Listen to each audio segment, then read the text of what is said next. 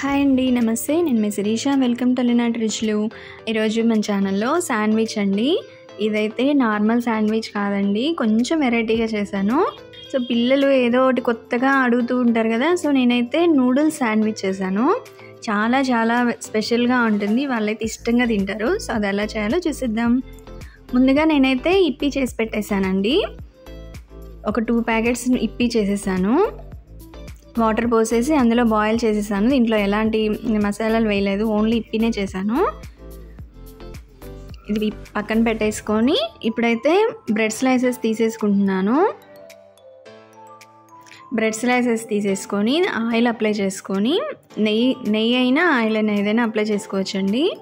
మీ దగ్గర బటర్ ఉన్నా అప్లై చేసుకోవచ్చు. నేనైతే నెయ్యి అప్లై చేసుకుంటున్నాను. మయోనీస్ వేసుకుంటున్నానండి. 1 స్పూన్ అది స్ప్రెడ్ చేసుకొని బ్రెడ్ అంతా అప్లై చేసేసుకోవాలి. 2 వైపులా అప్లై చేసుకోవాలి. ఇంకో బ్రెడ్కి కూడా అప్లై చేసేసాను.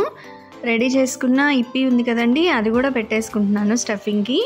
ఇందులోనే సన్నగా కట్ చేసుకున్న ఆనియన్స్, టమాటా, క్యాప్సికము, ఇంకా మీ ఇష్టం అండి, ఏమైనా వేసుకోవచ్చు. కీరా కూడా బాగుంటుందండి, క్యాబేజ్ బాగుంటుంది. ఇవన్నీ ఇలా వేసుకొని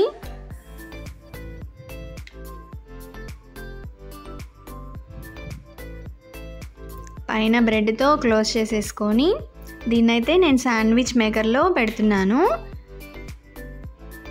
ఇంకోటి కూడా అలానే పైన ఇంకొంచెం నెయ్యి అప్లై చేసేసుకోవాలి. ఇంకోటి కూడా అలానే చేసేసుకున్నాను. శాండ్విచ్ మేకర్లో ఎట్ ఏ టైం 2 వచ్చేస్తాయండి, అందుకని నేను 2 ప్రిపేర్ చేస్తున్నాను.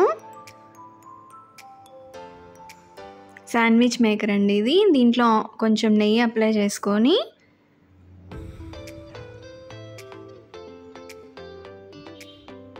ఇవి 2 పక్కనే పెట్టి క్లోజ్ చేసి జస్ట్ ఆన్ చేయాలి. అది ఆటోమేటిక్గా ఆఫ్ అయిపోతుంది అనమాట. సో రెడీ అయిపోయిందండి శాండ్విచ్ నూడిల్స్. చాలా బాగుంటుందండి, కొంచెం వెరైటీగా ఉంటుంది.